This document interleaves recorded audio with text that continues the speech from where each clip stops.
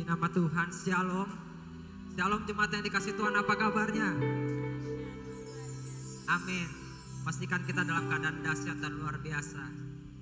Mari setiap saudara tempat ini, kita bersama-sama datang pada Tuhan. Mau naikkan ucapan syukur kita, penyembahan kita, seluruh kerinduan kita saat ini. Kita sampaikan pada Tuhan Yesus. Bapak, terima kasih Tuhan. Saat ini kami datang kepadamu Yesus. Kami bawa seluruh penyembahan kami, seluruh ucapan syukur kami Tuhan Yesus. Saat ini kami mau menyembah Engkau Tuhan. Terima kasih Yesus.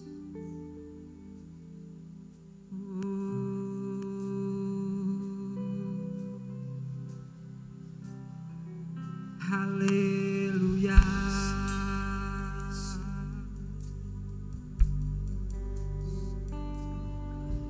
Sembah Tuhan, sembah namanya. Oh, nama Yesus saja, hanya nama Yesus yang layak untuk disembah.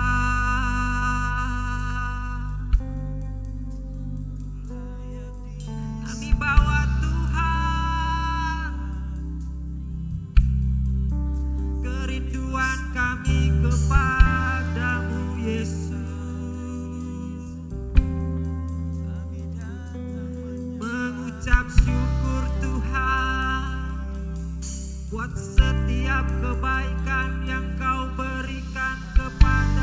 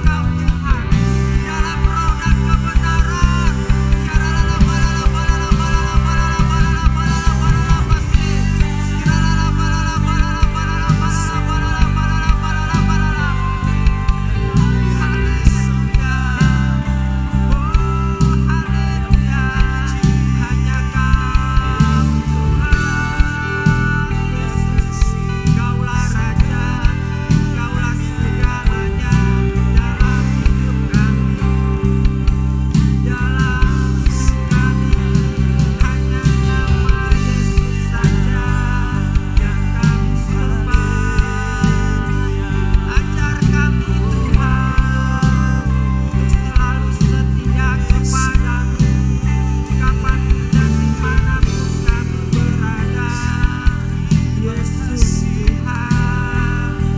Oh haleluya, haleluya, hanya nama Yesus saja.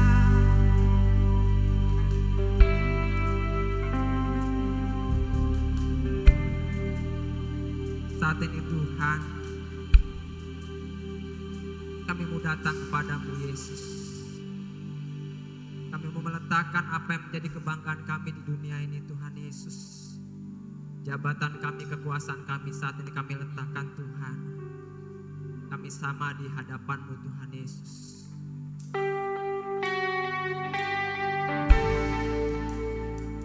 Makasih Tuhan.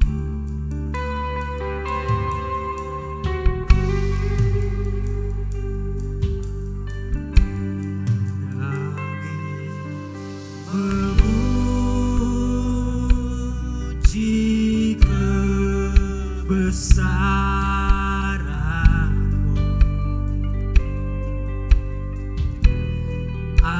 ajaib Tuhan.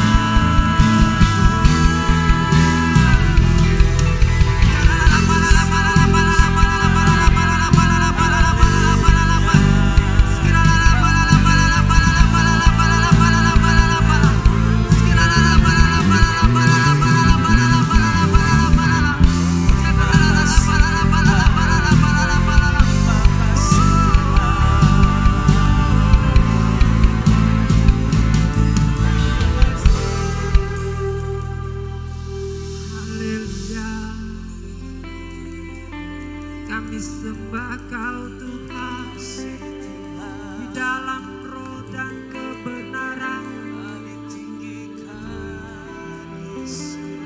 Kami sembah Kau Tuhan, di dalam roh dan kebenaran. Kira la pala la pala la pala la pala la pala la pala la pala la pala. Kira la pala la pala la pala la pala la pala la pala la pala. Kira la la la la la la la la la la la la. Kira la la pala la pala la pala la pala. Jamah setiap kami Tuhan. Kira la la pala la pala la pala la pala la pala la pala. Berikan kami bahasa yang baru untuk dapat menyembah Engkau di tempat ini. Kira la la pala la pala la pala la pala la pala la pala la pala la pala. Kira la la la la la la la la la la.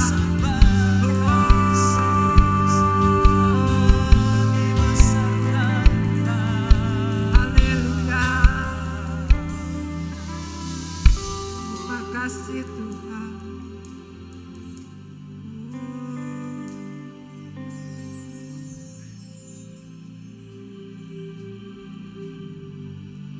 Ku tinggikan Engkau Tuhan, melebihi segalanya, lebih dalam ku menyembah dalam roh dan kebenaran. Ku tinggikan, amin Tuhan, Engkau Tuhan, melebihi segalanya, lebih dalam ku menyembah dalam roh dan kebenaran. Ku tinggikan Engkau Tuhan, melebihi segalanya, lebih dalam ku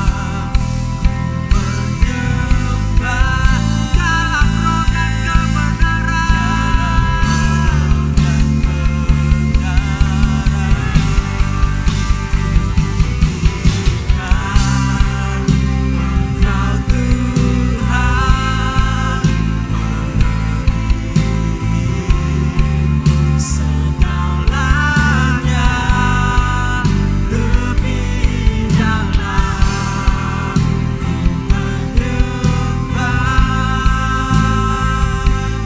dalam roh dan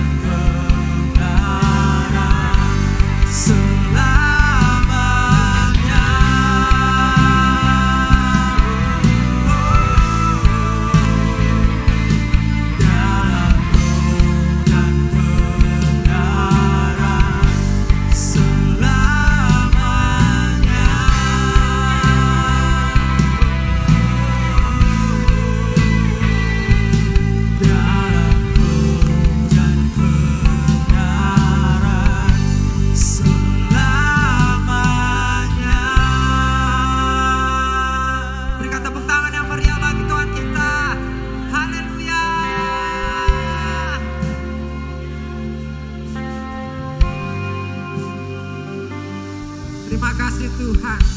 Hanya di dalam nama Tuhan Yesus yang percaya sama-sama katakan amin. Haleluya. Yang siap untuk memuji Tuhan saat ini berikan tepuk tangan sekali lagi yang meriah bagi Tuhan kita. Haleluya.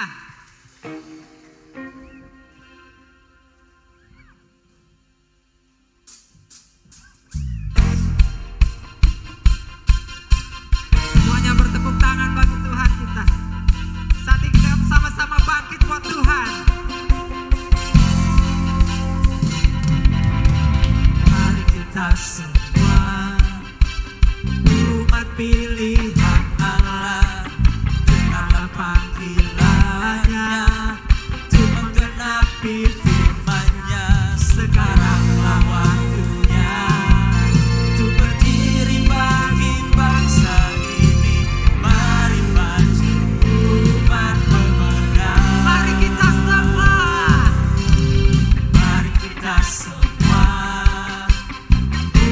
pilihan Allah, dalam panggilannya, untuk menggenapi sekaranglah waktunya. sekaranglah waktunya, untuk berdiri bagi bangsa ini.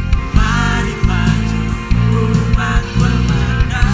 Bukan bangkit, Bukan bangkit, nyatakan kemuliaannya. Bukan bangkit, nyatakan kebesarannya. Sampai setiap lutut bertelut, semua lidah mengaku Yesus Kristus dialah Tuhan, Raja segala raja.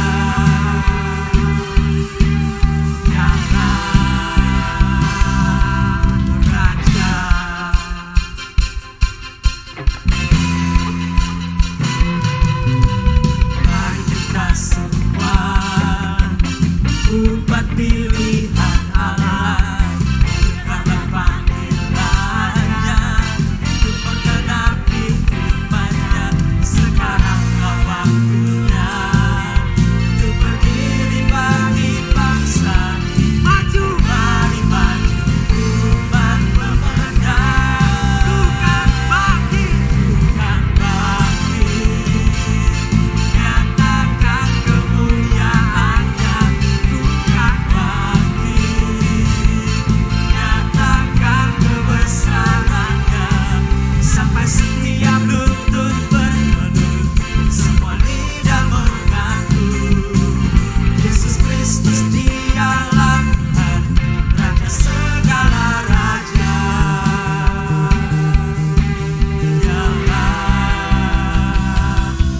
Bukan bangkit, nyatakan kemuliaannya. Bukan bangkit, nyatakan kebesarannya. Sampai setiap lutut bertelut, semua lidah mengaku Yesus Kristus dialah Tuhan, Raja segala raja. bukan bangkit, Bukan bangkit, nyatakan kemuliaannya. Bukan bangkit, nyatakan kebesarannya. Sampai setiap lutut bertelut, semua lidah mengaku Yesus Kristus dialah Tuhan, Raja segala raja.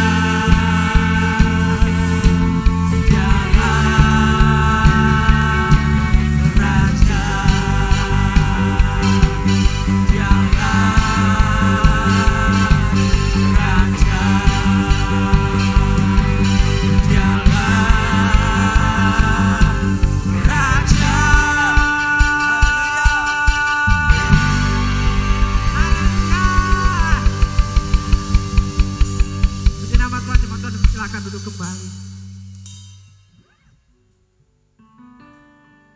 Kita mau mempersiapkan persembahan kita. Mari kita sama-sama menyiapkan persembahan kita di tempat ini.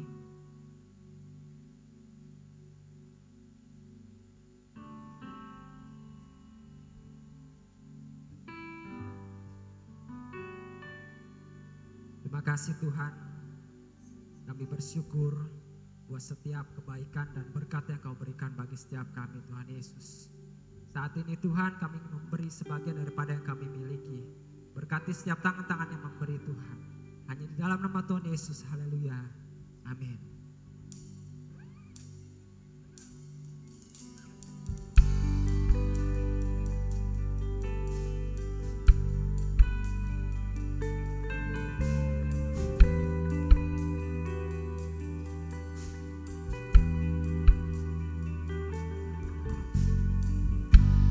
Ku menyembah dalam kudus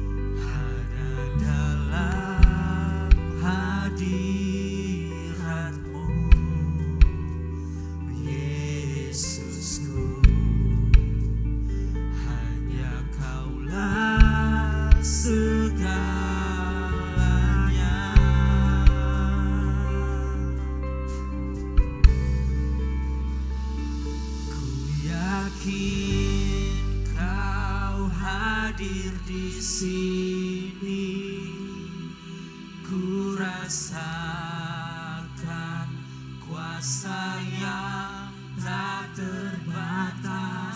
Ku yakin Kau nyata di sini. Kemenangan terjadi di sini.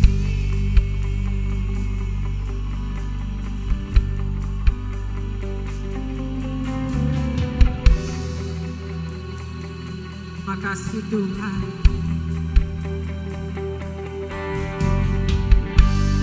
Ku menyembah dalam kudus hadirat-Mu. Hampiri tata kasih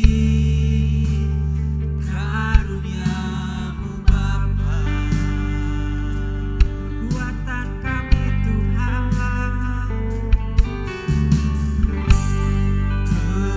Kekuatanku ada dalam hadirat-Mu, Yesusku. Hanya Kaulah segalanya.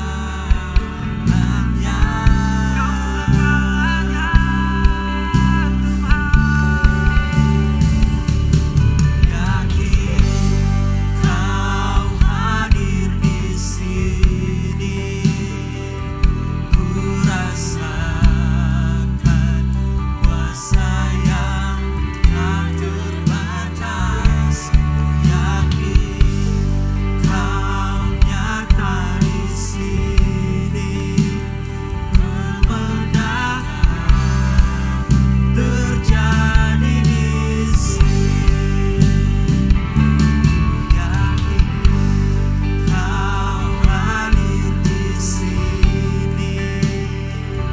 Ku rasakan kuasa yang tak terbatas.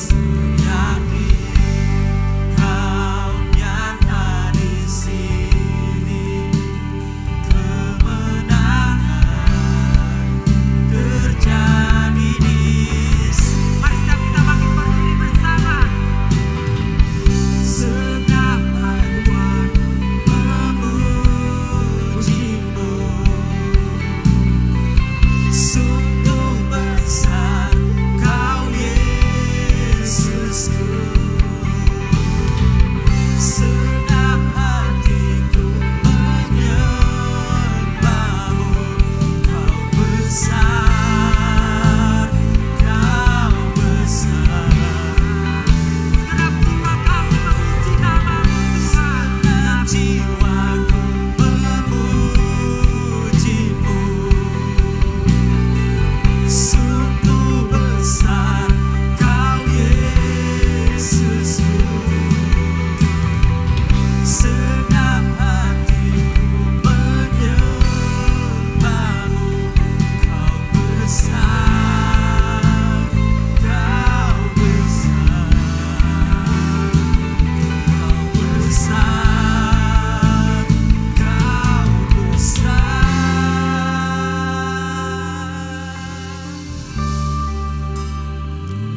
Ku yakin Kau hadir di sini. Ku rasakan kuasa yang tak terbatas. Ku yakin Kau nyata di sini. Kemenangan terjadi di Sini sekali lagi katakan, ku yakin Kau hadir di sini. Ku rasakan kuasa yang tak terbatas. Ku yakin Kau nyata di sini.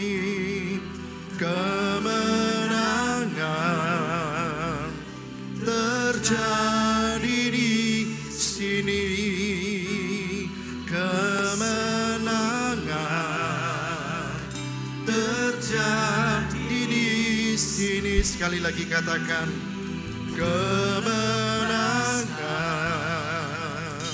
terjadi di sini.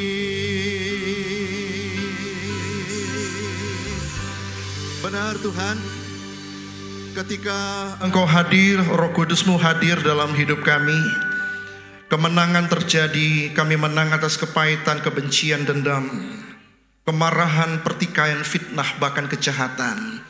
Kami menang atas semuanya itu karena Roh Kudus-lah yang menguasai seluruh keberadaan hidup kami. Terima kasih Tuhan, berfirman kepada kami. Kami siap untuk mendengarkannya. Di dalam nama Tuhan Yesus kami berdoa dan bersyukur.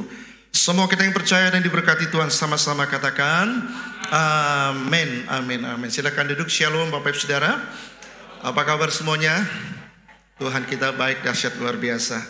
Nah, hari ini sesuai dengan hari di mana umat Kristen seluruh dunia memperingati hari Pentakosta, itu hari pencurahan Roh Kudus. Ya, sehubungan dengan itu saya akan menyampaikan satu tema khotbah saya. Saya beri tema, apa makna Pentakosta bagi kita? Jadi perkataan akulah kita pending untuk minggu depan, saudara ya. Nah, ada 5 hari raya orang Kristen yang kita kenal secara luas. Pertama, hari Natal. Hari Natal itu hari kelahiran Tuhan Yesus. Nah, hari Pentakosta ini tidak semeriah hari Natal ya. Hari Pentakosta ini, hari pencurahan Roh Kudus ini, ya, itu tidak semeriah hari Paskah, ya. Saudara kasih, hari kebangkitan atau Paskah, kenaikan Tuhan Yesus, terus hari yang kelima, hari raya yang diingat, yang diperingati oleh orang Kristen itu hari raya Pentakosta. Nah, sehubungan dengan itulah kita ingin mengerti apa sih makna Pentakosta bagi kita. Sebab kita juga mesti tahu bahwa orang Yahudi juga merayakan hari raya Pentakosta, tapi dengan pemahaman makna yang berbeda.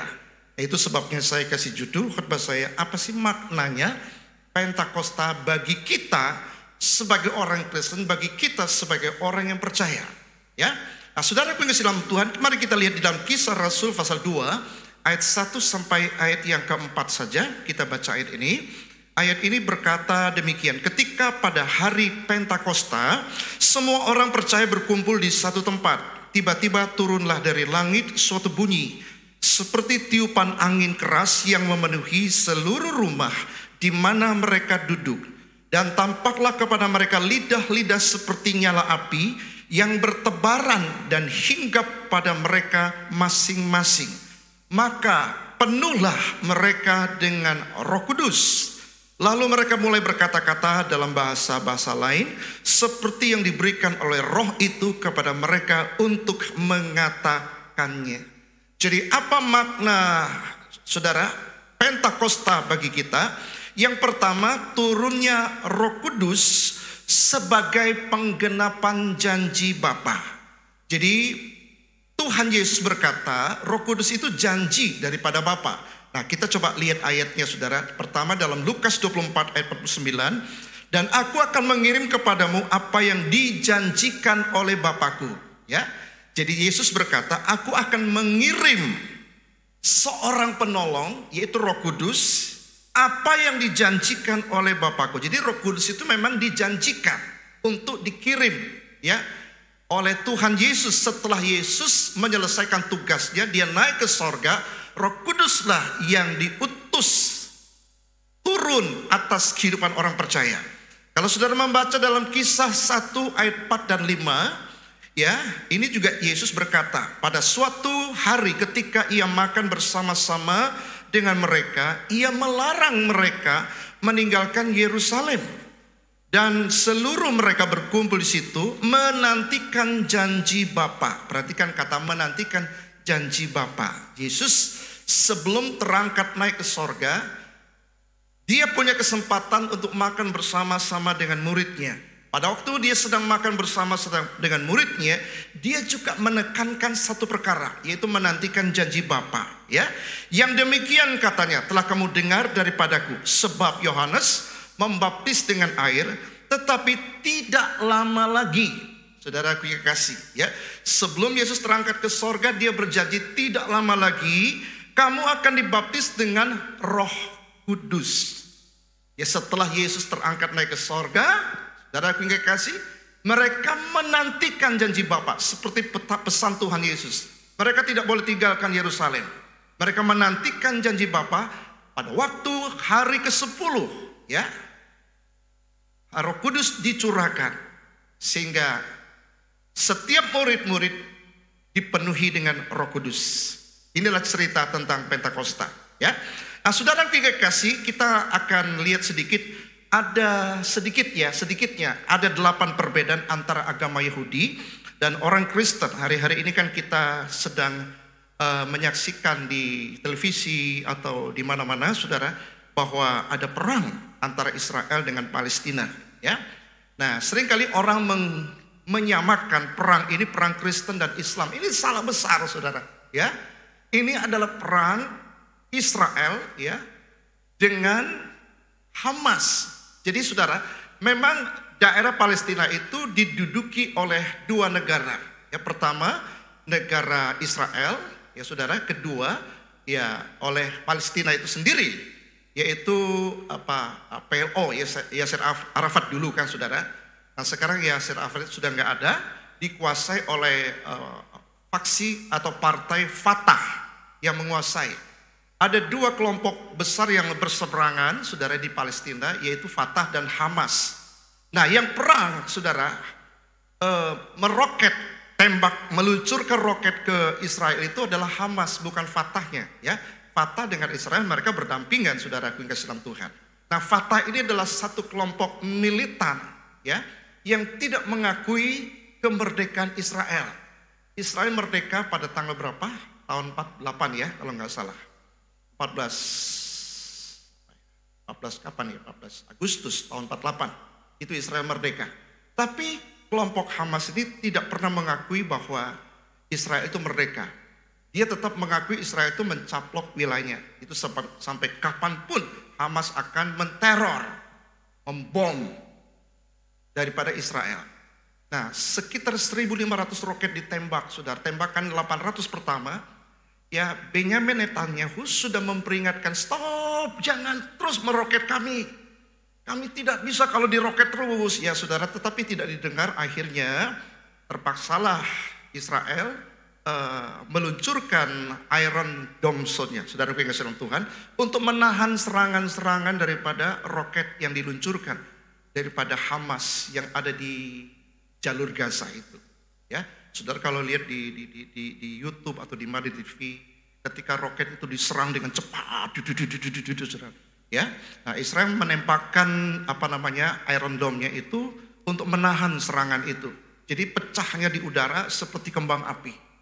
Jadi begitu hebatnya, saudara kasih, ya, persenjataan, ya, yang canggih oleh Israel, meluluh lantakan menghancurkan roket yang ditembakkan itu. Walaupun tidak semua, tetap ada juga yang jatuh, tapi itu sangat menolong sehingga Israel tidak mengalami kehancuran yang fatal. Nah, saudara kasih, oleh karena roket itu ditembakkan terus, sudah diperingatkan tidak mau juga, terpaksalah, ya, Israel itu membalas dengan membom gedung-gedung, di mana gedung-gedung yang digunakan oleh kelompok Hamas itu menembakkan roket dengan maksud stop, berhentilah, jangan tembakin kami. Kira-kira begitu loh, saudara, ya. Itu perang antara Yahudi atau Israel dengan Hamas, ya. Bukan perang Kristen dengan Islam, saudara. Ini banyak disalahpahami. Nah, sedikit kita akan melihat apa sih bedanya Islam, Palestina, Israel dengan Kristen.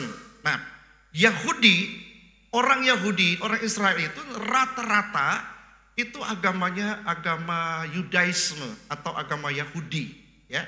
Itu beda dengan Kristen. Nah, kita akan lihat perbedaannya, saudara, ya. Yang pertama, perbedaan kitab suci, supaya saudara sedikit terbuka. Oh iya ya, jadi Yahudi, Israel itu tidak identik dengan Kristen. Walaupun Yesus lahir di tanah Palestina, lahirnya di Bethlehem, matinya di Yerusalem, terletaknya di daerah Israel, betul. Tapi Yahudi tidak sama dengan Kristen. Nah, kita lihat sedikit saja saudara. Perbedaan yang pertama itu perbedaan kitab suci. Orang Yahudi, orang Israel, kitab sucinya itu kitab perjanjian lama. Mereka tidak mengakui perjanjian baru. Dengan perkataan mereka tidak mengakui Yesus. Nah, itu satu kan, berarti kan bukan Kristen saudara ya. Nah, sedangkan Kristen, Alkitab yang kita pegang ini perjanjian lama plus perjanjian baru. Jadi dua kitab perjanjian lama banyak menceritakan, menubuatkan tentang kedatangan Yesus Kristus, maka kita percaya. Plus perjanjian baru. Perjanjian baru itu menceritakan kedatangan Yesus Kristus. Makanya orang Kristen mempercayai kitab perjanjian lama plus perjanjian baru, ya. Yang kedua, perbedaan yang kedua itu perbedaan simbol agama. Orang Yahudi, orang Israel, simbol agama mereka, bendera mereka itu bintang Daud, saudara. Ya, bintang yang segi 6 itu, saudara. Sementara Kristen, kita punya simbol itu salib. Beda kan, saudara? Ya. Yang ketiga, perbedaan tokoh sentral. Bagi orang Yahudi, sentralnya itu adalah Musa. Saudara, aku kasih dalam Tuhan. Bagi orang Kristen, tokoh sentral kita itu Yesus Kristus. Kan beda, saudara. Ya, yang keempat, perbedaan hari ibadah. Nah, orang Yahudi, orang Israel ibadahnya itu pada hari Sabat, hari Sabtu, ya. Tempat ibadah mereka itu di sinagoge, saudara dalam Tuhan. Sementara orang Kristen hari ibadahnya hari Minggu. Ibadahnya di gereja. Kenapa hari Minggu? Karena hari Minggu adalah hari kebangkitan Yesus Kristus. Sebab sentral fokusnya ada kepada satu pribadi. Itu orang Kristen. Tapi orang Yahudi karena tidak percaya Yesus Kristus, mereka ibadahnya itu hari Sabtu sesuai dengan perintah daripada Musa. Ya, kita perjanjian lama, hukum Taurat itu kan mengharuskan orang ibadah itu pada hari Sabat. Hari Sabat itu jatuhnya hari Sabtu, saudaraku yang dalam Tuhan. Ya, nah terus perbedaan doktrin. Nah, kita lihat beda. Ternyata kita mesti mengerti, oh yang perang yang sedang terjadi di Israel itu perang Yahudi atau Israel dengan Hamas, kelompok Muslim yang ekstrim, yang tidak mengakui kedaulatan Israel di sana. Mereka terus menghujam dengan peperangan roket, ya, terus diserang kira-kira seperti itu. Sementara Kristen yang ada di Israel itu persentasenya 2-3%, sangat sedikit sekali. Ya, Islam itu lebih kurang ada 14%. Sisanya itu agama Yahudi yang menguasai di tanah Palestina, khususnya di Israel itu, saudara. Ya, nah kita lihat doktrin. Orang Yahudi memegang hukum Taurat sebagai dasar doktrin mereka. Jadi hukum Taurat itu, saudara, ritual-ritual mereka, etika mereka semua ambilnya daripada hukum Taurat, hukum Musa itu sendiri. Sementara Kristen, doktrin kita, saudara aku yang kekasih, ya, adalah keteladanan Tuhan Yesus dan ajaran Tuhan Yesus serta ajaran para rasul. Apakah itu Rasul Paulus, Petrus dan Yakobus dan sebagainya, ya. Itu beda, saudara. Kita tidak mengacu kepada doktrin yang dianut oleh orang Yahudi yang memegang Taurat, saudara pengasih Tuhan. Nah, Kristen berbeda dengan Yahudi. Terus yang keenam, perbedaannya Mesias, ya. Nah, orang Yahudi sampai hari ini masih menunggu Mesias kapan datang. Itu sebabnya mereka kalau berdoa di tembok ratapan, salah satu doa mereka itu adalah Mesias, kapan datang? Cepat datang dong. Dalam konsep pikiran orang Yahudi, Mesias itu adalah seorang penyelamat yang hebat, yang bisa menyelamatkan negara mereka dari semua musuh di dalam pikiran mereka. Itu sebabnya mereka tidak percaya Yesus itu Mesias. Sementara Kristen sudah menerima Yesus sebagai Mesias. Mesias sudah datang. Ini dalam pemahaman kita sebagai orang Kristen. Yesus Kristus itulah Mesias yang dimaksudkan, yang dinubuatkan oleh kitab-kitab perjanjian lama. Tapi orang Yahudi katakan enggak, Yesus bukan Mesias. Beda kan, saudara? Jadi kalau mereka orang Yahudi, mereka masih menunggu Mesias. Tapi kan sudah jadi Kristen, mereka akui Mesias sudah datang yang namanya Yesus Kristus. Ya, nah itu bedanya. Terus perbedaan makna Paskah, ya saudara, ya. Nah, di dalam orang Yahudi, pemikiran orang Yahudi, ketika mereka merayakan Paskah, walaupun namanya sama, Paskah, orang Yahudi juga merayakan Paskah. Nah, mereka itu sedang memperingati atau merayakan hari pembebasan dari perbudakan Mesir. Kalau orang Yahudi merayakan Paskah itu mereka memperingati hari raya di mana kita dibebaskan dari perbudakan di Mesir. Sementara orang Kristen pemahamannya Paskah itu hari kebangkitan Yesus Kristus sebagai pembebas dosa umat manusia. Nah, penekanannya orang Kristen itu selalu bersifat rohani. Tapi penekanan dalam pemahaman orang Yahudi, ya, mereka bebas dari perbudakan Mesir. Ya, kalau kita bebas dari dosa, Yesus sudah menyelesaikan dosa. Di atas kayu salib dia berkata, "It's finished, tetelestai," sudah selesai. Apa yang selesai? Dosa sudah selesai, dia tanggung di atas kayu salib. Nah, itulah beda maknanya. Dan sekarang yang terakhir ini yang sedang kita bicarakan, ya, perbedaan makna Pentakosta, ya. Nah, itu sebabnya tema khotbah hari ini, apa maknanya Pentakosta bagi kita sebagai orang percaya. Sebab bagi orang Yahudi, ya, arti Pentakosta itu mereka merayakan hari panen gandum. Dan mereka merayakan, memperingati turunnya 10 hukum Taurat. Ya, orang Yahudi sedang merayakan Paskah. Seluruh orang Israel dari seluruh dunia akan kumpul ke satu tempat. Mereka akan pulang ke Yerusalem memperingati hari Pentakosta. Mereka memperingati, oh, kita punya ada kitab ini karena itu pernah di mana Musa menerima 10 hukum Taurat. Ya. Kapan mereka memperingatinya? Hari Pentakosta itulah. Dan mereka memperingati hari panen raya gandum. Jadi dua hal yang mereka peringati. Berkat secara jasmani mereka peroleh berlimpah ruah. Dan berkat rohani mereka mendapatkan 10 hukum Taurat. Ini orang Yahudi, saudara. Tapi bagi saudara dan saya sebagai orang Kristen, kita memperingati hari Pentakosta adalah memperingati hari turunnya Roh Kudus atas hidup orang percaya. Hari lahirnya gereja Tuhan itu karena Roh Kudus. Nah, inilah yang saya maksudkan, saudara. Apa maknanya sih Pentakosta bagi saudara dan saya sebagai orang percaya, sebagai orang Kristen? Maknanya berbeda dengan orang Yahudi. Mereka memperingati hari raya panen, ya, mereka memperingati turunnya 10 hukum Taurat. Kalau orang Kristen merayakan atau memperingati turunnya Roh Kudus sebagai janji Bapa kepada semua orang percaya. Sampai di sini saudara paham, ya? Oke, kita lihat yang kedua. Sekarang di manakah Roh Kudus tinggal? Ya, di manakah Roh Kudus tinggal? Kan 2000 tahun yang lalu setelah Yesus bangkit, lalu dia naik ke sorga, Roh Kudus turun, kan saudara? Dalam Kisah 2 ayat 1-4 kita baca, maka turunlah Roh Kudus. Nah, sekarang Roh Kudus tinggal di mana? Sekarang ini Roh Kudus tinggal di dalam hati orang percaya. Di mana ayatnya? Mari kita baca, saudara, ya. Efesus 1 ayat 13, dan di dalam Dia juga kamu telah dengar, yaitu firman kebenaran, yaitu Injil keselamatanmu, yang diam di dalam kamu juga ketika kamu percaya. Dimeteraikan Roh Kudus yang dijanjikan itu.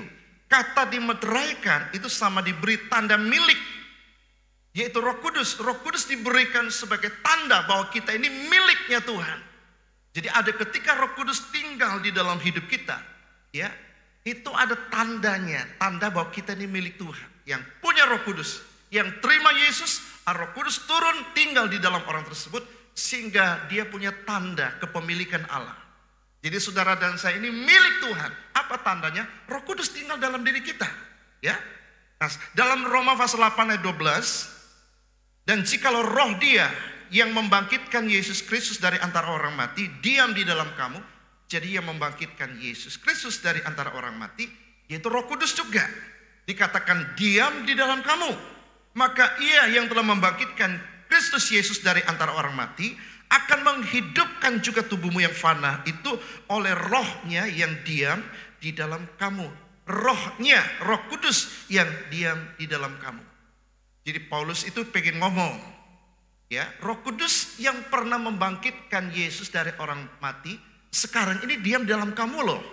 Ya, kira-kira gitu ya maksudnya, pemahamannya seperti itu. Nah, Roh Kudus ini juga akan menghidupkan tubuhmu yang fana. Ketika kita mati, nanti akan terjadi kebangkitan. Siapa yang membangkitkan? Roh Kudus yang akan membangkitkan. Itu maksudnya, saudara. Ya. Nah, terus 1 Yohanes 4 ayat 4. Kamu berasal dari Allah anak-anakku dan kamu telah mengalahkan nabi-nabi palsu itu. Sebab roh yang ada di dalam kamu. Tuh, perhatikan. Roh Kudus yang ada di dalam kamu bukan di luar, tapi di dalam kamu. Lebih besar daripada roh yang ada di dalam dunia ini. Jadi Rasul Yohanes mengingatkan kepada kita, Roh Kudus sekarang yang tinggal di dalam kita itu lebih besar dari semua persoalan yang apapun yang kamu hadapi di dalam dunia ini. Ada begitu banyak roh-roh di dalam dunia ini. Tapi Roh Kudus yang diam di dalam diri kamu itu lebih besar daripada semua roh-roh yang ada. Nah, ini yang harus kita ketahui, saudara. Ya. Nah, kalau begitu mengapa ada orang yang tidak mengakui Yesus adalah Tuhan? Ya. Jawabannya karena tidak ada Roh Kudus di dalam hidupnya. Orang tersebut tidak dipimpin oleh Roh Kudus. Di mana ayatnya? 1 Korintus 12 ayat 3. Ayat ini berkata, karena itu aku mau meyakinkan kamu, kata Rasul Paulus, bahwa tidak ada seorang pun yang berkata-kata oleh Roh Allah dapat berkata, terkutuklah Yesus. Kalau ada orang berkata, terkutuklah Yesus, Paulus ngomong, orang tersebut pasti tidak ada Roh Kudus. Gitu loh maksudnya. Terus, tidak ada seorang pun yang dapat mengaku Yesus adalah Tuhan selain Roh Kudus. Paulus juga ingin berkata, kalau ada orang tidak mengakui Yesus adalah Tuhan, itu tandanya tidak ada Roh Kudus dalam hidupnya. Nah, kalau saudara hari ini mengaku Yesus adalah Tuhan, siapa yang memberikan pengakuan itu? Roh Kudus yang ada dalam diri kita, sehingga kita bisa mengaku Yesus adalah Tuhan. Maka kita tidak mungkin berkata terkutuklah Yesus. Orang yang berkata terkutuklah Yesus, pasti orang itu tidak ada Roh Kudus. Pasti orang itu tidak dipimpin oleh Roh Kudus. Demikian juga kalau orang tidak mengaku Yesus adalah Tuhan, Paulus berkata orang itu tidak dipimpin Roh Kudus. Dengan perkataan orang itu tidak ada Roh Kudus dalam hidupnya, maka dia tidak mengaku Yesus adalah Tuhan. Itu maksudnya, saudara. Ya. Terus yang ketiga, ya, sampai berapa lama Roh Kudus tinggal di dalam hidup kita? Ya, sampai selama-lamanya. Kita membaca dalam Yohanes 14 ayat 16, aku akan minta kepada Bapa, ini kata Tuhan Yesus, dan Ia akan memberikan kepadamu seorang penolong yang lain, supaya Ia, siapakah Ia itu? Roh Kudus itu menyertai kamu selama-lamanya. Jadi Roh Kudus yang ada di dalam perjanjian baru dan Roh Kudus yang ada di dalam perjanjian lama itu berbeda, saudara. Sekarang kita tinggal di perjanjian yang baru. Perjanjian baru ini adalah sama dengan setelah Yesus bangkit dari kematian, itu perjanjian baru. Itu mulainya perjanjian baru. Setelah Yesus bangkit dari kematian, dia naik ke sorga, Roh Kudus dicurahkan. Nah, itulah perjanjian baru. Nah, ketika Roh Kudus dicurahkan, sekali untuk selama-lamanya, permanen, dia tinggal secara permanen dalam hidup orang percaya.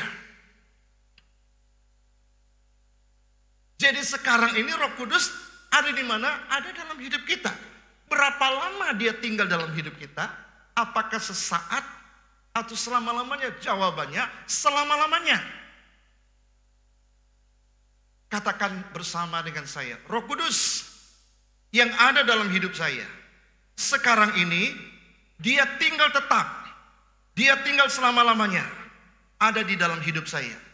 Dia tidak keluar masuk, oleh karena kesalahan saya, oleh karena kegagalan saya, oleh karena dosa saya. Dia tetap tinggal secara konsisten dalam hidup saya untuk sekali dan selama-lamanya. Ya, itu Roh Kudus saat ini. Nah, kalau saudara membaca dalam Matius 28 ayat 19 dan 20, Tuhan Yesus berkata, "Aku akan menyertai engkau sampai selama-lamanya." Apa makna aku menyertai engkau sampai selama-lamanya? Lewat Roh Kudus-Nya. Tuhan Yesus berkata, Dia akan menyertai kita selama-lamanya. Lalu di dalam Ibrani pasal 13 ayat 5, "Aku sekali-kali tidak akan meninggalkan engkau dan membiarkan engkau." Siapa ini maksud aku sekali-kali tidak akan meninggalkan engkau dan membiarkan engkau? Melalui Roh Kudus-Nya.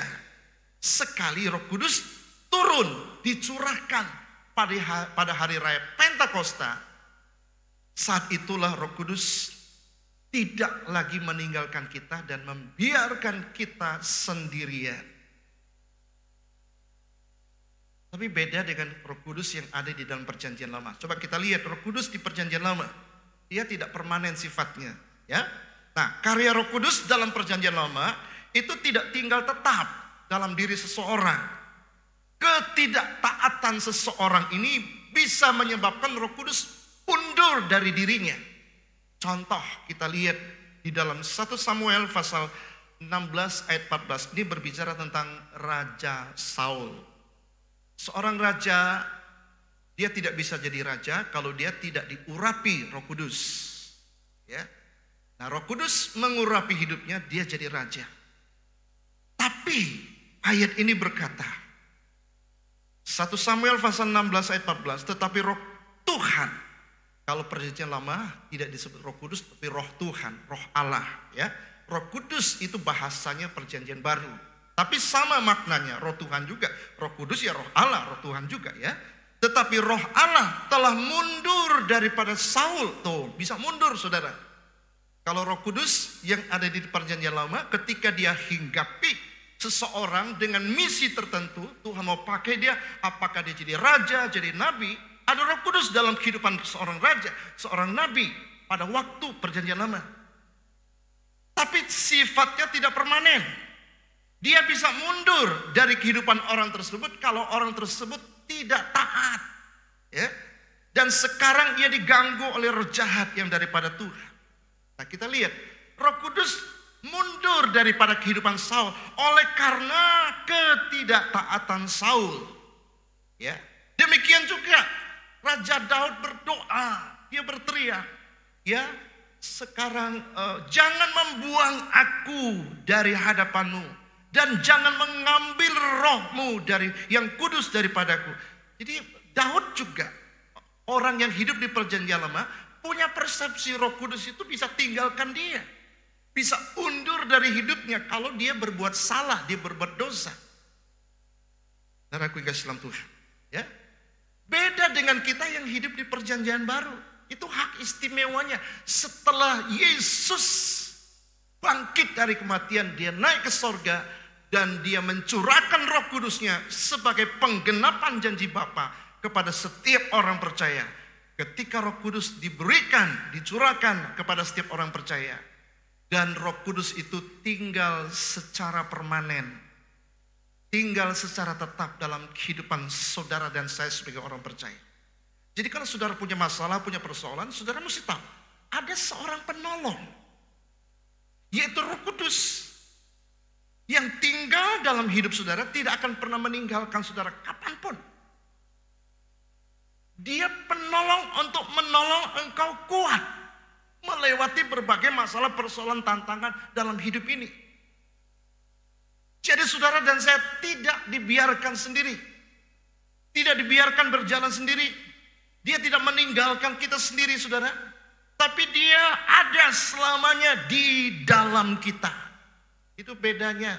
Roh Kudus sudah dicurahkan 2000 tahun yang lalu pada hari Pentakosta. Saudaraku yang kasih dalam Tuhan. Bagaimana kalau kita berdosa? Saudaraku yang kasih dalam Tuhan, ya. Kalau kita berbuat dosa, Roh Kudus enggak tinggalkan kita, saudaraku yang kasih. Lalu kita minta dia masuk lagi.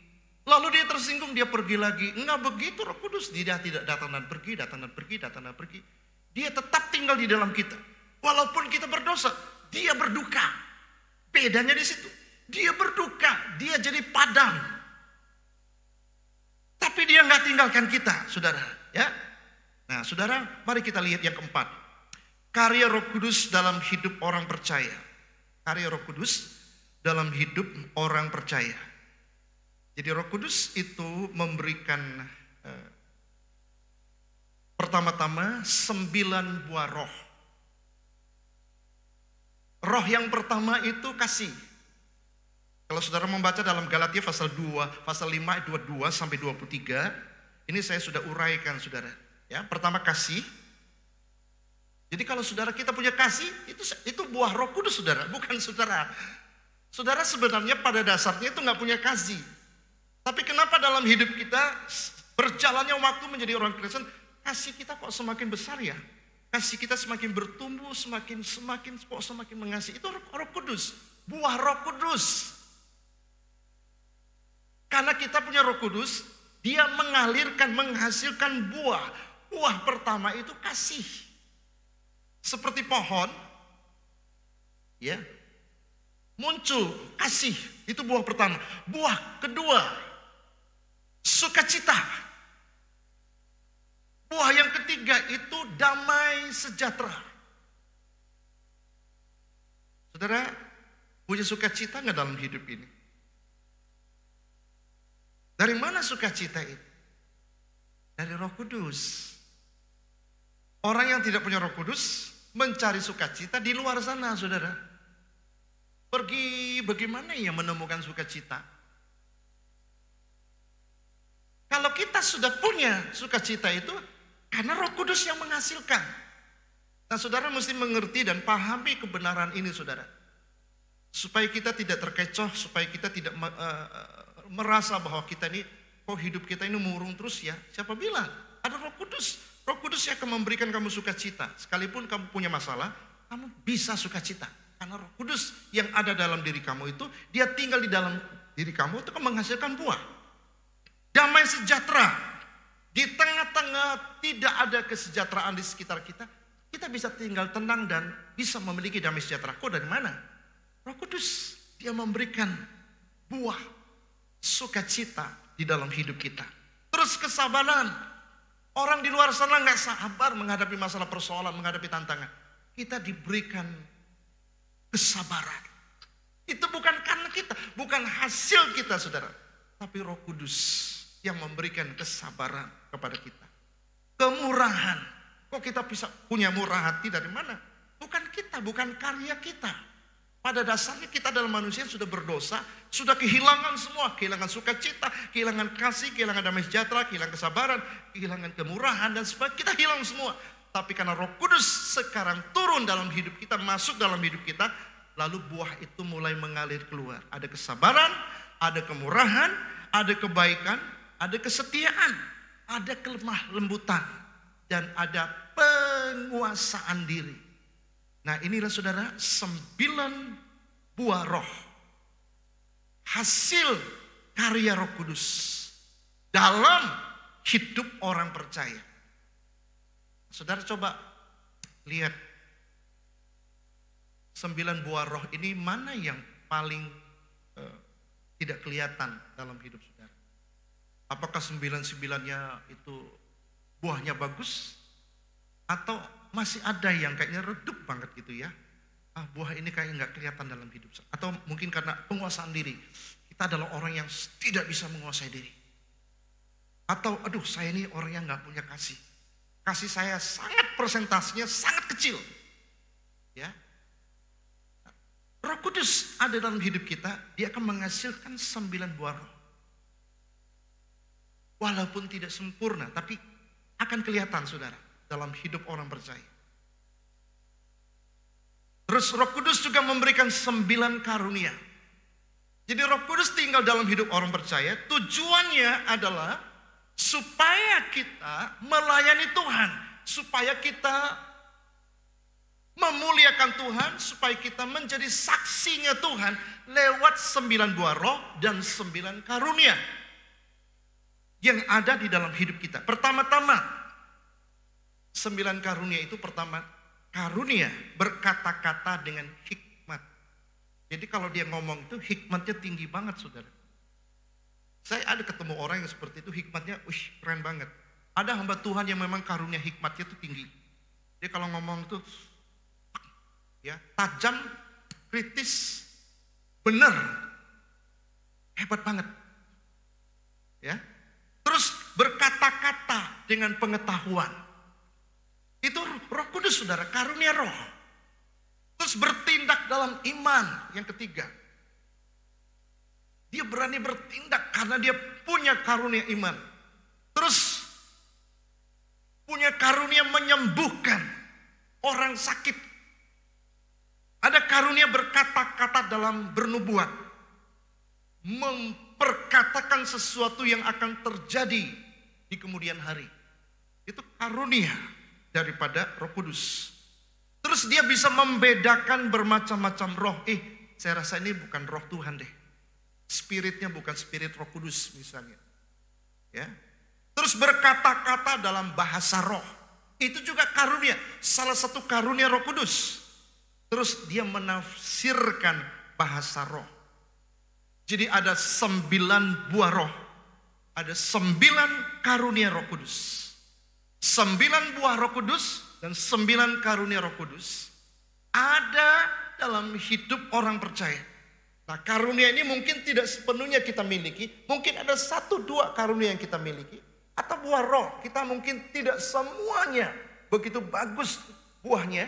Tapi ada yang menonjol. Ini karya Roh Kudus. Dia akan terus menghasilkan buah. Sampai 9 buah itu melengkapi dalam hidup kita sebagai orang percaya. Jadi setiap anak Tuhan, saudara dan saya, itu memiliki buah roh. Juga karunia roh. Tujuannya apa? Tujuannya adalah untuk menjadi saksi. Tujuannya adalah untuk melayani, bukan membanggakan diri. Melayani siapa? Melayani Tuhan. Tujuannya untuk apa? Untuk memuliakan Tuhan dengan ada Roh Kudus, buah Roh Kudus dalam hidupmu, nama Tuhan dipermuliakan. Ada karunia Roh Kudus dalam hidupmu supaya nama Tuhan dipermuliakan, bukan untuk kita. Tidak pernah Roh Kudus memberikan buahnya kepada kita dan memberikan karunia-Nya kepada kita supaya kita bisa petantang-petenteng membanggakan diri. Nggak ada, saudara. Ya, kalau ada hamba Tuhan, ada orang punya karunia seperti itu pasti salah kaprah. Ya, saudara, kurang baca. Saudara punya kesenangan Tuhan. Tujuannya selalu adalah untuk memuliakan Tuhan. Untuk melayani Tuhan. Untuk bisa menjadi saksi. Kalau kita punya buah roh, hidup kita menjadi saksi, kan saudara. Kalau kita punya karunia roh, juga hidup kita bisa menjadi saksi. Saksinya siapa? Saksinya Tuhan. Sehingga nama Tuhan akan dipuji, dipermuliakan, dibesarkan, ditinggikan, diagungkan lewat hidup saudara dan saya yang dikaruniai Roh Kudus itu sendiri. Terus bagaimana tanggung jawab kita? Setelah Roh Kudus tinggal dalam hidup kita, setelah Roh Kudus karyanya, baik melalui buah rohnya, melalui karunia-Nya, lalu apa sih tanggung jawab kita terhadap Roh Kudus? Pertama, jangan mendukakan Roh Kudus. Ya. Nah, Efesus 4 ayat 30, ayat ini berkata, dan janganlah kamu mendukakan Roh Kudus Allah yang telah memeteraikan kamu menjelang hari penyelamatan. Saudara, karya Roh Kudus, ya, Roh Kudus adalah seorang pribadi. Itu sebabnya dia bisa didukacitakan. Ya, kita ini kan bisa berduka, bisa bersedih karena kita adalah bersifat seorang pribadi. Demikian juga Roh Kudus. Karena dia adalah seorang pribadi, dia memiliki perasaan yang dapat didukakan. Saudaraku yang kasih dalam Tuhan. Nah, jika kita mendukakan Roh Kudus, kita tidak kehilangan Roh Kudus. Atau kita mengusir Roh Kudus dari hati kita. Mentang-mentang kita dukakan lalu dia usir keluar. Enggak. Karena dia sudah tinggal dalam hidup kita secara permanen. Pada waktu kita mendukakan Roh Kudus, apa yang terjadi dalam hidup kita? Kita pertama-tama pasti akan kehilangan sukacita. Ada banyak orang Kristen sudah kehilangan sukacita, sudah kehilangan damai sejahtera, dan akhirnya meragukan tentang keselamatan atas dirinya. Kalau saya mati, masuk surga apa neraka ya? Kira-kira Tuhan mau terima saya apa enggak ya? Nah, itu ciri-ciri orang yang mendukakan Roh Kudus, sehingga dia tidak punya keyakinan akan keselamatan atas dirinya. Pada Roh Kudus itu diberikan kepada kita sebagai jaminan. Tapi karena hidup kita seringkali kita mendukakan Roh Kudus, sampai kita kok nggak yakin kalau kita mati masuk surga. Hidup kita sudah nggak ada sukacita, nggak ada damai sejahtera. Ini banyak sekali terjadi dalam kehidupan orang Kristen, saudara. Kenapa? Ya gara-gara kita mendukakan cita Roh Kudus terus menerus. Ya. Bagaimana cara kita mendukakan Roh Kudus, saudara? Ya. Cara kita mendukakan Roh Kudus pada saat kita menyimpan kepahitan. Tuh. Kalau engkau jadi orang Kristen, engkau masih menyimpan kepahitan, engkau pasti mendukakan Roh Kudus. Kalau engkau menyimpan kebencian, kalau engkau masih menyimpan dendam, kalau engkau menyimpan kemarahan, kalau engkau menyimpan pertikaian dengan orang lain, kalau engkau menyimpan fitnah, kalau engkau menyimpan kejahatan di dalam hatimu, engkau pasti mendukakan Roh Kudus. Dan kalau engkau mendukakan Roh Kudus, engkau pasti kehilangan sukacita, engkau pasti kehilangan damai sejahtera. Dan pada akhirnya kita sendiri pun ragu, saya ini kalau mati masuk surga atau masuk neraka. Udah gak punya kepastian lagi. Kok bisa? Kenapa? Gara-gara hidupnya mendukakan Roh Kudus. Kenapa dia mendukakan Roh Kudus? Karena dia menyimpan kepahitan, dia menyimpan kebencian, dia menyimpan dendam, dia menyimpan kemarahan, dan sebagainya, dan sebagainya. Yang ketiga, saudara, jangan padamkan roh. Nah, Roh Kudus itu digambarkan seperti api. Ya, api ini penting tuh, saudara. Mobil nggak bisa jalan kalau itu akinya tidak bisa mengeluarkan api. Kalau akinya mati, berarti nggak ada api, nggak bisa menggerakkan mobil sehebat apapun, semewah apapun. Nah, saudara, aku yang kekasih, jadi Roh Kudus itu seperti api yang bisa dipadamkan. Kapan kita bisa padamkan Roh Kudus? Saat kita memadamkan semangat pelayanan kita. Orang mau melayani Tuhan tuh harus semangat, saudara. Di dalam Roma pasal 12 ayat 11, biarlah rohmu menyala-nyala dan layanilah Tuhan. Jangan layani Tuhan dulu sebelum rohmu menyala-nyala. Maka kita harus jaga spirit roh kita supaya berkobar-kobar. Ya. Nah, kalau semangat kita berkobar-kobar, saudara, semangat pelayanan kita berkobar-kobar, berarti kita nggak padam Roh Kudus. Nah, itulah yang akan membawa kita ke dalam pelayanan. Pelayanan kita pun tidak pernah terpadamkan oleh karena adanya masalah persoalan. Kita akan terus jalan. Kenapa? Orang itu bisa kuat dan semangat terus melayani Tuhan dalam situasi tertekan sekalipun. Situasi pandemi, situasi kekurangan ini, kekurangan itu. Kenapa dia tetap semangat? Karena ada Roh Kudus yang ada dalam dirinya yang dia tidak biarkan padam. Jangan padamkan Roh Kudus, saudara. Yang kedua, kapan kita bisa padamkan Roh Kudus? Roh Kudus pasti padam dalam hidupmu. Apinya itu pasti padam dalam hidupmu. Saat kita tahu itu dosa, tapi kita biarkan dosa itu terus menguasai hidup kita selamanya. Itu tidak boleh terjadi. Kalau kita tahu itu dosa, stop. Kita tidak boleh terus melakukannya. Tapi kalau kita terus melakukannya, berarti sama saja engkau sedang mematikan api itu. Kamu ambil air, kamu sirami api itu sampai dia mati. Roh Kudus ada enggak? Ada, tapi padam. Roh Kudus ada enggak? Ada, tapi dia didukacitakan oleh gara-gara hidup kita, perbuatan kita, kelakuan kita yang tidak sesuai dengan harapannya Tuhan. Nah, oleh sebab itu, saudara, karena Roh Kudus sudah ada di dalam hidup kita, mari kita aktifkan, kita kobarkan api Roh Kudus. Supaya apa? Supaya Roh Kudus itu bisa berfungsi secara maksimal dalam hidup kita.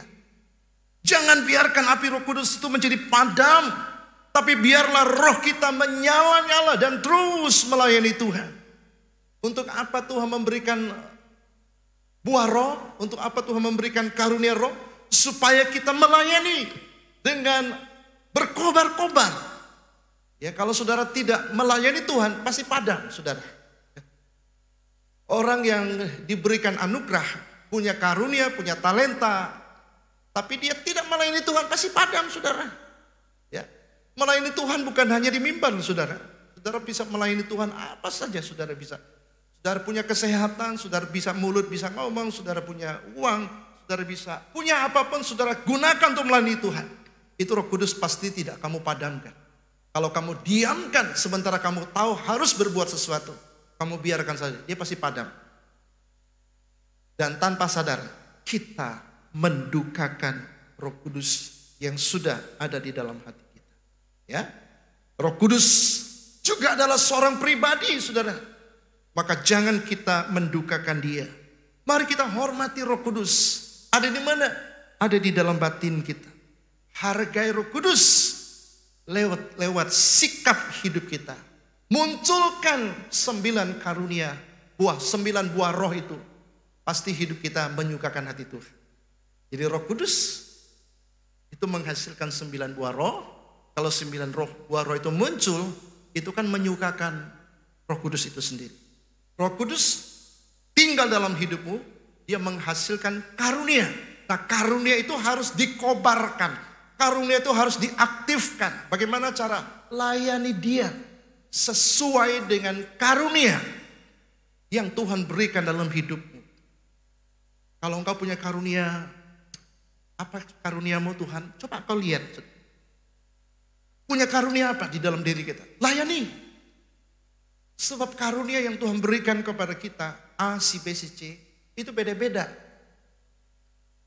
Nah, sesuai dengan kasih karunia yang Tuhan anugerahkan dalam hidup kita masing-masing, karunia apa yang Tuhan berikan dalam hidup? Sesuai dengan karunia itulah engkau melayani dia. Jangan padamkan. Jangan biarkan Roh Kudus itu jadi padam. Amin, Bapak Ibu Saudara. Tuhan kiranya menolong kita untuk bisa mengerti, memahami apa sih makna Pantekosta atau turunnya Roh Kudus dalam hidup kita.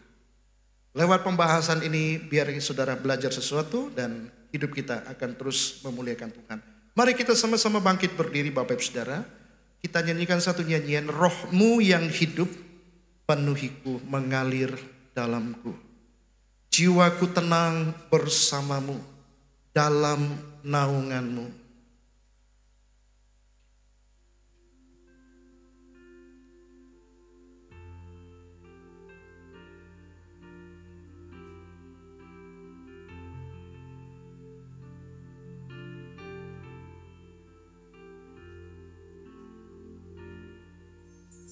Rohmu yang hidup penuhiku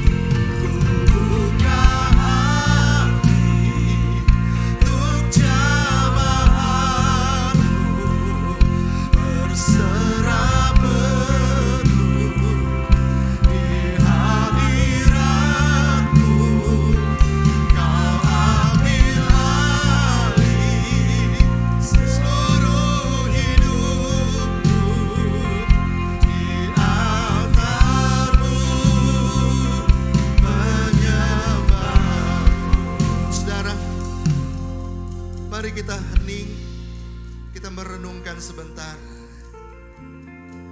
Bukankah Roh Kudus sudah ada dalam hidup kita dan tinggal secara permanen dalam hidup kita? Karena kita hidup sesudah Yesus bangkit, kita bukan hidup di perjanjian lama. Oleh karena dia tinggal dan sekarang ada di dalam hidup kita, mari kita aktifkan. Jangan padamkan roh, jangan menduka citakan roh. Kobarkan api Roh Kudus. Biarkan Roh Kudus itu berfungsi secara penuh, secara maksimal dalam hidup saudara dan saya. Engkau berkata, saya punya banyak masalah, Pak. Tapi saya mau katakan, Roh Kudus, roh yang ada dalam diri kamu jauh lebih besar dari semua masalah, persoalan, tekanan yang sedang kau alami. Percayalah, dia adalah seorang penolong yang lain. Dia akan memimpin perjalanan hidupmu untuk menuju kepada kemenangan demi kemenangan. Roh Kudus, kapan kita bisa sakiti? Kapan kita bisa dukakan dia? Saat kita menyimpan dendam, kepahitan, kebencian, kemarahan, pertikaian, kejahatan. Itulah sebabnya alasannya kenapa kita harus bebas, hati kita harus bersih daripada kotoran sampah itu. Karena itu hanya memadamkan Roh Kudus dan menduka citakan dia. Apa yang terjadi kalau Roh Kudus dipadamkan? Kalau Roh Kudus jadi berduka, dia tidak berfungsi apapun dalam hidup kita. Sehingga hidup kita nggak punya kuasa, kita nggak punya kuasa menang atas persoalan dalam hidup ini. Kalau hidup kita saja dikuasai oleh masalah dan tidak menang, bagaimana kita bisa menjadi saksi? Bagaimana kita bisa menolong orang lain untuk bangkit daripada masalah hidup mereka? Itu sebabnya tujuan Roh Kudus turun dalam hidupmu. Dia engkau terlebih dahulu engkau menang. Roh Kudus akan menolong, memimpin engkau untuk berjalan dari satu kemenangan menuju ke kemenangan yang lain. Ada begitu banyak orang hidupnya masih dikuasai oleh ikatan dosa. Kalau kita sadar ada Roh Kudus dalam hidup kita, engkau bisa bangkit dan menang. Dari atas tekanan masalah, persoalan, dosa apapun tidak akan bisa menguasai hidupmu. Sebab Roh Kudus yang ada dalam dirimu jauh lebih besar daripada semua roh-roh yang mengikat hidup saudara dan saya. Saudara, jangan biarkan api Roh Kudus itu menjadi padam. Biarkan roh itu menyala-nyala, berkobar-kobar, dan layanilah Tuhan dengan kobaran api Roh Kudus. Roh Kudus juga adalah seorang pribadi. Dia bisa disakiti, dia bisa diduka citakan. Mari kita hormati pribadi Roh Kudus itu yang ada di dalam hidup kita. Hargai dia. Bagaimana caranya? Munculkan 9 buah roh lewat sikap hidup saudara. Kalau engkau memiliki kasih, Roh Kudus pasti suka. Karena itu sifatnya. Kalau engkau punya sukacita, damai sejahtera, kesabaran, Roh Kudus pasti suka. Karena itu sifat daripada Roh Kudus. Mari kita berjalan selaras dengan Roh Kudus, berjalan sesuai dengan tuntunan pimpinan Roh Kudus, sehingga kita tidak berjalan semau kita. Arahkan hatimu, pikiranmu kepada Roh Kudus yang ada di dalam hidupmu. Saat ini dia ada bersama dengan kita.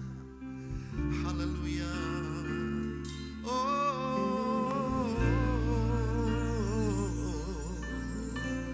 Kinara lama yese, si kinara la bakaya sanorera lama yasanoramu. Kubuka hati untuk jamahanmu, berserah penuh di hadiratmu. Kau ambil alih seluruh hidup di altarmu.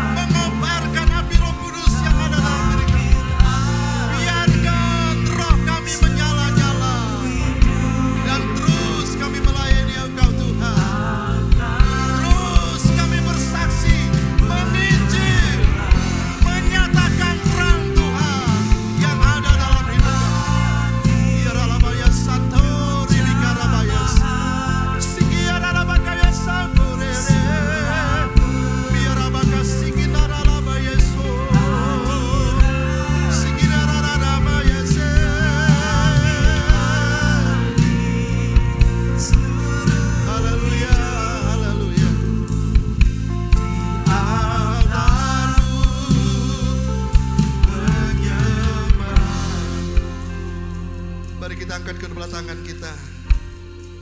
Sekarang saudara yang kekasih dalam Tuhan, baik engkau yang ada di rumah, yang sedang menyaksikan live streaming ini, Tuhan memberkati engkau dan Tuhan memberkati keluargamu.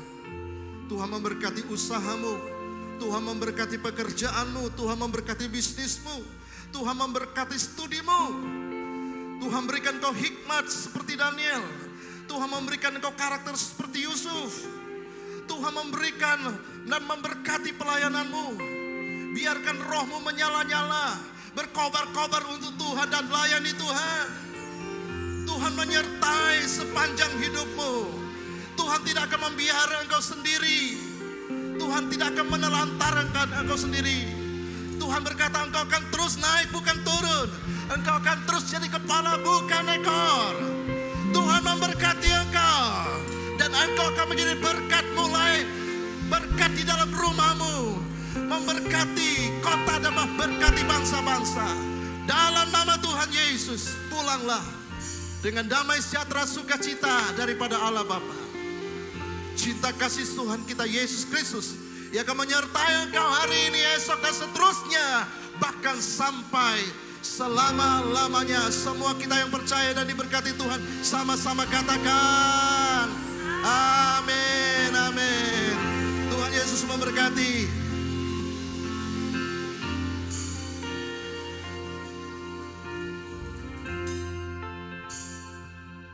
Terima kasih Tuhan. Terima kasih buat segalanya Yesus. Hanya di dalam nama Tuhan Yesus. Haleluya. Amin. Selamat siang.